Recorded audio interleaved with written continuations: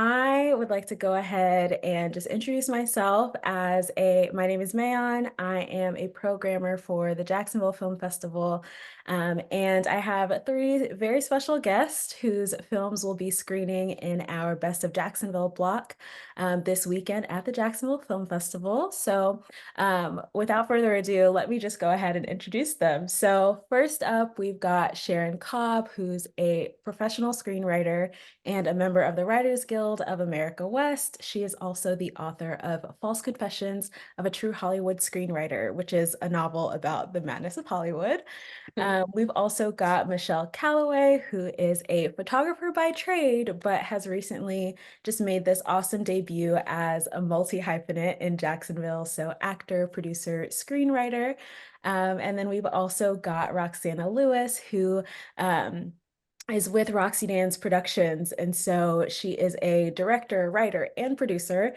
And she initially entered this world of filmmaking through the door of choreographer. And so she holds extensive credits there as a professional actress, dancer, and director for live theater. So you mentioned a few things, and one that really stood out to me was um, this idea about protecting elements of the film, of your characters' stories. And so I just want to ask you that, was there anything else, and Michelle, feel free to chime in on this as well, but anything that you felt that you really wanted to protect, especially as you're working with stories in projects that you start in 2019, 2020, and then they come out a year or so later. So Or three. yeah. Yep. Yeah. And Sharon as well. Yeah, that was an open question for everyone. So Well, I'm just going to say one other thing. I felt very protective to once I got the craw in my cap, then I was like, you know what? I want to go to the Broach School and I want to go to Douglas Anderson School for the Arts. And I want to bring people in on the producing team who have real life experience. So I felt in some ways my job became about releasing control and about bringing people together. And I felt really protective of that. That I wanted to have a space where we could bring people together. I just really wanted to protect the story. And I was scared to protect the story. I wanted to protect the story. And I feel like I went I went a little hog wild. that's okay. No judgment. Oh, I like it, girl. I'm gonna wear it proudly. I'm all right with it now. I'm good. We're doing the right thing at the right time.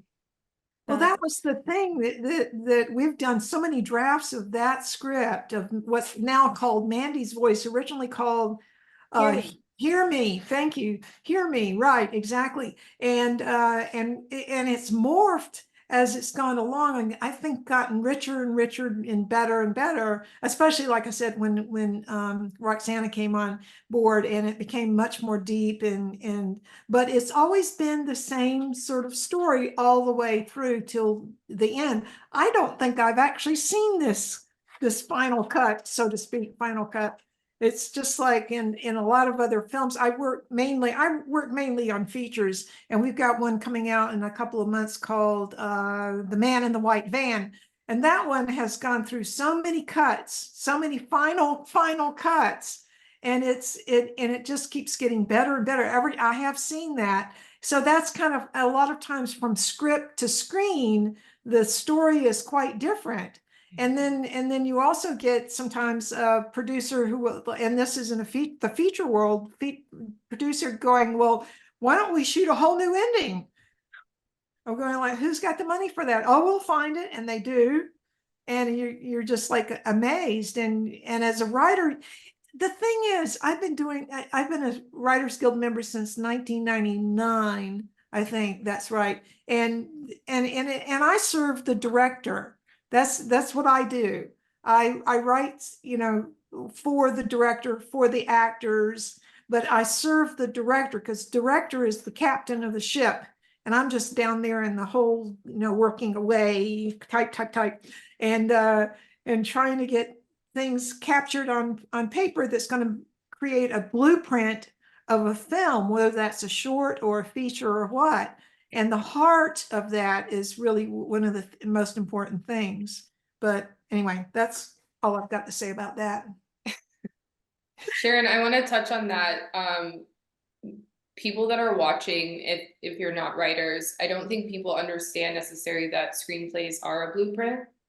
Yeah. And I think when you ask the question about protecting, you know, the story in the film, I would say I was sort of in an energy of opposite, where because I wrote the story and I wanted other people to take ownership for their role, I came into the project really open, where it was more of a energy of collaboration. I'm like, if you have a better idea than me, I'm open to hearing that. Or if you feel like this needs to go in this direction, I'm open to that as well.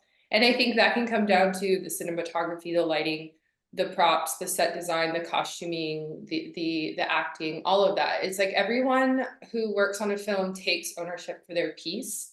Yes. And that's what I love about the collaborative element of filmmaking. And as a writer, I do see myself as sort of laying the foundation and the blueprint for the world that we're working in. That's kind of a term. Right. It's like, what world are we in? If everyone understands the world that we're in, we can move in that world, and it doesn't have to be so streamlined. So yes, there are parts of Belle Isle that we changed, scenes that we cut.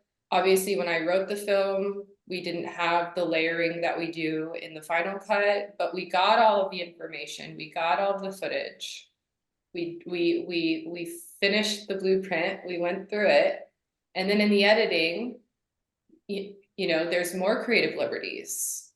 So it's a whole, to me, it's a whole nother layer of making the film is in the editing room, because that's when it really comes together, and down to sound design, composing. We worked with a composer here who wrote all original music for it.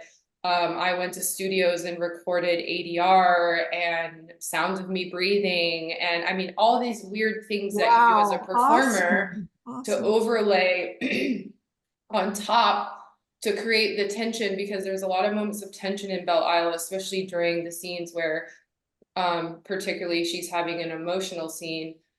You know, our composer wanted to make that feel really tense. So he was like, Michelle, I want to record your heartbeat. I want your heartbeat to be in the film. Wow. Yeah. So it's like all these really cool things. And I think to me as a performer, that's one of my favorite parts of it, is that I get to do all of these really cool things. I get to learn how to box. I get to learn how to move my body in ways that I've never moved. I get to work with other artists and put together sounds and write music. And I just think that's probably the coolest part of my job, is that I get to work with all these talented people, and everyone was in Jacksonville. And I was so blessed to be able to have a beautiful team, and to pay everyone that worked on our project was really huge to me. As an artist, I believe that if there is capability to compensate people for their time and skills, I always want to present projects that allow that to happen. It doesn't happen every time, you know, sometimes. Right. I just did one that, you know, it was, hey, we're going to work in kind. But you know what you're setting, you know what you're signing up for. Right. Belle Isle, like I said, we had a bigger production budget, so it allowed us to do more. But more isn't always more. You know, every film you learn something, and I've worked with budgets and I've worked with no budgets, so I like both of them, you know. Jill, let me ask you a question. When is your film Belle Isle going to be on at the Jacksonville Film Festival? It'll be Sunday night, I think 5 p.m. during the Jack Shorts block. Oh, Same good. as Mandy's Voice. It'll be the same block. Okay, Yeah. good. Same block. I just wanted to Yes. make sure I get to Yes, see. yes. You'll be able to see it. Yeah, there was a lot of people that worked on that film. And I don't know if the credits have the special thanks, but oof. I mean, it's a lot of, over 60 people I had to thank for time, energy, money, resources. I mean, when I was putting that together, I remember the first day when I showed up on set, and Sharon, I don't know if you've had this experience. it's an out of body experience when you write something on a page and you're on set and what you wrote in your living room and your pajamas is now manifested with, you know, 20 people and a location and lights and camera and actors doing what you, and it's literally words on a paper. To me, that is the biggest reflection of a true manifestation, you know, in real time. It's a rush, isn't it? It was wild. And to have that pressure on me to say every single person in this room is here because I wrote something on a piece of paper blew my mind. I love how you said that. Absolutely blew my mind. Like it was so crazy and overwhelming that I couldn't contain the emotion. It was almost an emotion that like it wanted to burst out and I couldn't hold it. And then when you go to watch the credits and you start to write that, you start to thank everyone and you see how many people contributed to a film, all locally, all within the city of Jacksonville. I thought, how? Sometimes you just go, how? As you were saying that, I just remembered the first feature that I wrote by myself, and it got made, was made in London. It was supposed to be shot in Jacksonville, but it got made in London. Don't ask me.